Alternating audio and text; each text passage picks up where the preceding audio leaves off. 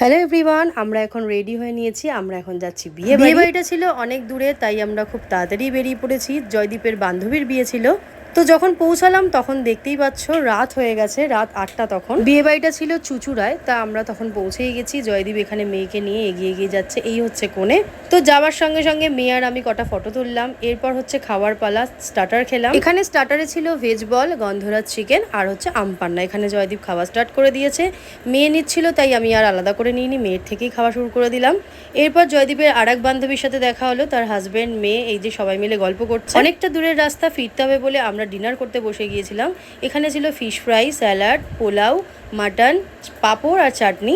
সবটাই আমরা অল্প অল্প করে খেয়েছি, কারণ স্টার্টার খাওয়ার পরেই আমরা ডিনার করতে বসে গিয়েছিলাম, তাই বেশি খেতে পারিনি। এখানে জয়দীপ মিষ্টি খাচ্ছে। আইসক্রিম আমি সচরাচর খাই না, কিন্তু এখানে যেহেতু ফালুদা করেছিল আমার ভালো লাগে বলে আমি এখানে একটু টেস্ট করে নিলাম। তো এরপর আমরা বাড়ি চলে এসেছি। ভিডিওটা ছিল এই পর্যন্ত। Tata, thanks for watching.